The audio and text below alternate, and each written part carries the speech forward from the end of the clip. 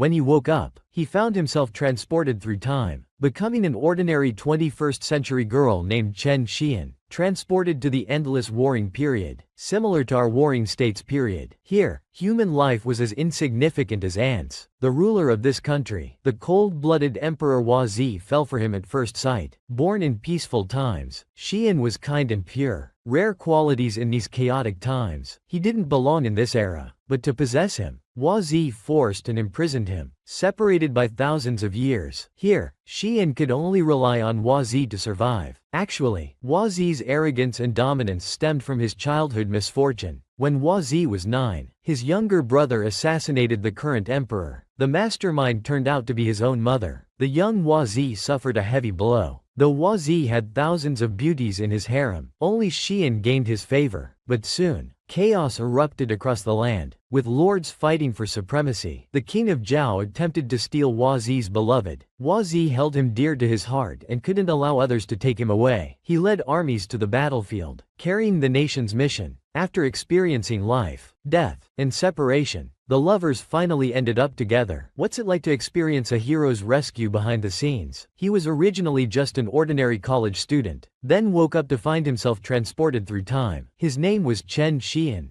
Being mixed race, his complexion was light, almost golden. Though his skin tone was unique, he was modest like other girls his age. His life was happy and fulfilling. Such a life was completely shattered that day. He kept hearing strange sounds inexplicably. He thought it was just his imagination, but things weren't that simple. Come to my world. Suddenly awakened, transported to the Qing kingdom, he was taken in by a single mother to her residence, thinking it was a dream when suddenly there was knocking at the door, shouting that work time had arrived. The single mother quickly made him look dirty and disheveled, fearing his fair beauty would attract unwanted attention. After dawdling, the overseer kicked the door open. When he looked up, golden dragons reflected in the dawn's light. Like the Great Wall, a whip crack shattered his imagination. In this bent slave society, humans weren't treated as humans. Because the single mother had saved his life, she immediately stood in front of him, saying, "Weren't you born of a mother too? You're being too harsh." As soon as he spoke up, the palace official took notice of him, picked him up in one motion. He grabbed the overseer's hand and bit down. "Ah, you dare bite me? His Majesty arrives," a voice announced. Everyone kneel before the King of Wu. As the voice faded, Shin Kingdom's Prime Minister Zhao Rui said, "Your Majesty, the beacon tower at the foot of this mountain is complete and will be operational soon." Ji Yan took this chance to explore his discovered surroundings, wondering if parallel universes really existed. This world was so similar to our warring states period, muttering about no phones, no Wi-Fi, and most importantly, no sanitary pads. Not noticing the overseer behind him. "Are your aunt's headscarf that important?" "Of course it's important." Suddenly turning around, breaking into a cold sweat, quickly running away shouting, "Help," but was caught nonetheless. The overseer tackled him down. Just as he was about to act, an arrow interrupted him. Looking back, it was actually the sovereign. The sovereign asked Zhao Rui how to deal with those who engage in illicit affairs. Yanji trembled, wondering whether to handle it himself or let the overseer do it. "I'll end it myself." Then the sovereign said, "Did you think getting involved with the overseer would exempt you from labor?" Xian was speechless and argued that he was clearly the victim, questioning why he should be put to death. "How dare you defy and bump into His Majesty?" The sovereign dismounted. The overwhelming pressure paralyzed Xian, but he thought since death was certain anyway, he might as well fight. The sovereign pinned him against a tree by the neck. Looking closely, he discovered Xian's golden eyes. He immediately hoisted him up. "You'll be my prey this time," he said, mounting his horse with Xian. A woman transported to the Qing kingdom was directly taken into the palace by the sovereign. Upon entering, the sovereign ordered maids to help her bathe and dress beautifully for the banquet. While the sovereign was waiting, Princess Wan Feiyan of Chu Kingdom approached, saying, "Your Majesty, please hand over the golden-eyed girl to me. Such people are rare and might bring harm to the country." This angered the sovereign, who rebuked Feiyan. "You have no right to dispose of my prey." Feiyan trembled and quickly retreated. Then, Zhao Rui discussed with the sovereign, "Your Majesty, both Zhao and Chu kingdoms have proposed marriage alliances. What are your thoughts?" The sovereign replied, "Both countries merely fear our military might. Chu is a great state bordering us. We need good relations. When we attack others, Chu will remain peaceful. Princess Wan Feiyan is acceptable." After discussion, the front hall was filled with singing and dancing. The princesses from Zhao and Chu sat below, gathered there to win the sovereign's favor. They began making their presentations. The Zhao princess offered the Zhao kingdom's beautiful Linglong jade, which showed different colors under varying temperatures, creating a spectacular display. A true world treasure. Speaking of treasures, Yu Kingdom's night pearl from the East Sea was equally remarkable. One of a kind. Yu Kingdom princess's maid boasted that their princess was not only beautiful but also held an important ceremonial position in the Qing kingdom, combining beauty and talent. This sparked an argument between the two princesses, creating quite a scene. Xian entered after being dressed and groomed, but the dress was too long and the threshold too high. He tripped and fell. Everyone fell silent. It was quite the spectacular fall. Xian got up. When he raised his head, he stunned the sovereign. Perhaps it was the contrast between before and after makeup, but he had walked right into trouble. The two princesses immediately attacked him verbally. Unfortunately, Xian couldn't understand what they were arguing about and thought, "What's so great about this man? I don't want to be their target." Just as he wanted to tell the sovereign he was leaving, impossible. The sovereign wouldn't be so kind. He directly ordered Xian to perform for everyone. Best wishes. Xian had no choice. Seeing the instrument the maid brought was similar to our Shao. Fortunately, Xian knew how to play it. Might as well try. A gentle breeze passed by. Everyone was shocked. They were dumbfounded. After playing, Xian asked the sovereign, "Are you satisfied now?" The sovereign patted beside him, gesturing for Xian to sit next to him. Xian grumbled, "When will this end? I came, I performed, and now you want me to sit with you." The sovereign frowned. "I told you to come here." Xian instantly became submissive, obediently sat to the side. The sovereign kept telling him to come closer. "Why sit so far away?" Xian inched closer bit by bit. Seeing this, the sovereign suddenly pulled Xian into his embrace. What does it feel like to be embraced by the Qing sovereign? This woman Xian had just arrived at the palace and was already pulled into the sovereign's arms. The Chu princess couldn't bear to watch anymore. She said Xian would bring disaster to Qing, citing the previous dynasty's lesson as a warning. She was labeling Xian as a national calamity, but Xian wasn't easy to deal with. If palace women could determine a dynasty's rise and fall, what's the point of having ministers failing to govern yet blaming women? This enraged the Chu princess. Her maid quickly advised, "Princess, don't argue with a lowly singer. What right does she have to discuss state affairs with you?" Xian wasn't backing down. Knowledge knows no class distinctions. Only ability matters. People like you lead empires to ruin. After speaking, she realized she might have ruined the banquet atmosphere. She wondered if the tyrant would behead her. Looking back, she saw the sovereign seemed to be smiling. He said, "Everyone withdraw. We'll continue another day." Xian thought she could leave too, but the sovereign seemed to have other plans. After everyone left, he asked who she really was. Xian didn't understand what he meant. Serving a ruler is like serving a tiger. His mood could change instantly. How could a slave have such musical talent? Xian said. "Ever heard of training schools and 9-year compulsory education? You wouldn't understand anyway." Then the sovereign tried to lean in closer. Just as Xian tried to push him away, he grabbed her face. The sovereign had clearly taken a liking to Xian. He said, "I don't care who you are. I fancy you. Stay tonight." Before Xian could react, he kissed her. She was shocked but managed to break free. He kissed her again. Xian trembled. The sovereign was too forceful, almost leaving her breathless. She pushed him away, telling him to let go. The sovereign said, "You don't want to remain a slave, right? You seduced the overseer for wealth and status. With your talents, you'd be better off serving me. You could gain much more." But this was too humiliating for Xian. Fighting back tears, she slapped the sovereign hard across the face. The sovereign was stunned. Unthinkable that a mere woman would dare slap the sovereign. He glared at her. Xian's instinctive action would surely anger the sovereign. The sovereign shook Xian violently. "How dare you? A mere slave daring to resist." He threatened Xian. "I am the ruler of this nation. I can kill you anytime." Xian could no longer hold back her tears and burst out crying. Seeing her crying and trembling, the sovereign's affectionate heart couldn't resist. He tried to comfort her. Xian stubbornly said,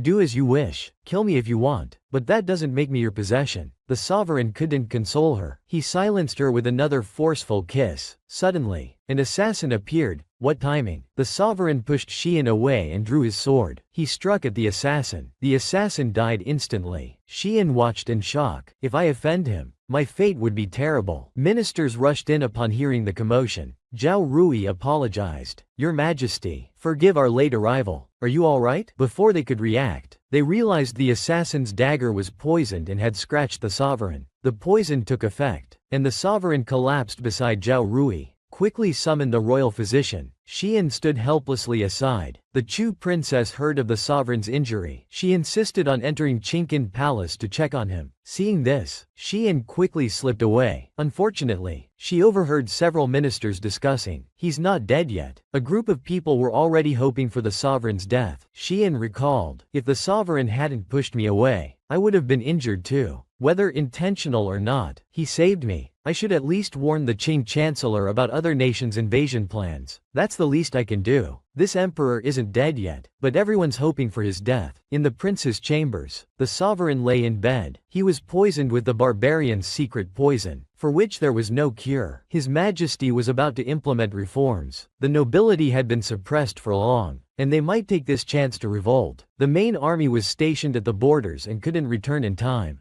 Zhao Rui asked the royal physician how long His Majesty could last. The physician was helpless. They could only use medicine to slow the poison spread, but he'd only last 7 days. Zhao Rui immediately arranged his men, hoping to control the situation. Otherwise, the Jin nation would be in danger. Xian saw the dire situation. She rushed to the sovereign's bedside. "You're dying anyway. Whether it works or not, let's try this." She stuffed a pill into the sovereign's mouth. People nearby quickly pulled her away, thinking she was trying to harm His Majesty. They demanded to know what she gave him. She questioned the sovereign. "Aren't you Jin's ruler? Shouldn't you protect your country and people? You want to abandon your responsibilities?" Zhao Rui heard this. He ordered Xian to be dragged away and executed. Just then, the sovereign coughed twice. Wait, His Majesty's complexion improved, and his breathing became much easier. Seeing his improvement, Xian rushed over. Zhao Rui's attitude immediately changed. He quickly praised Xian as a miracle doctor and asked her to care for His Majesty. When Xian heard she'd have to care for His Majesty daily, she quickly refused. "No, no, no, I'll give you the medicine. Just feed it to him 3 times a day." But they wouldn't listen. Entrusting everything to her, Xian spoke of Jin's safety, pleading she couldn't refuse. After all, it was to save him. Zhao Rui asked her to sit aside and chatted with her about the recent assassination attempt. "You must have been frightened, but for His Majesty, this is commonplace. In fact, the first person who tried to assassinate His Majesty was his half-brother, Prince Yulin, and the mastermind behind the assassination was His Majesty's birth mother, the Empress Dowager. His Majesty was only 9 then. It was his first time killing someone. He had no real power then, nor concrete evidence. He lived under constant threat of death from his closest family. During the day, he had to pretend not to know, continue being filial to his mother, and kind to his brother. From then on, he stopped trusting anyone or anything, realizing only supreme power could get him what he wanted. After ascending the throne, he initially didn't want to pursue the matter, but when Yulin and the Empress Dowager plotted rebellion, he eliminated them all. Even close family meant nothing before absolute power. Such is the loneliness of being a ruler. Xian thought that while royal family killings weren't rare in history, seeing it firsthand was still unbelievable. She felt the emperor was quite pitiful. Zhao Rui, seeing Xian's familiarity with family betrayal, wondered who she really was and where she came from. Judging from her banquet performance, her knowledge and talents were extraordinary. Perhaps she could save His Majesty's heart. The next day, His Majesty finally awoke. Opening his eyes groggily, he found Xian sleeping by his bedside. He held his head, trying to remember yesterday's events. Xian raised her head, rubbing her eyes, suddenly pulled up by His Majesty, who scolded, "You dare lecture me? Do you want to die?" His reaction was quite delayed. Just as he scolded her, he remembered she had saved him yesterday. He asked why she saved him. People don't do things without benefit to themselves. Your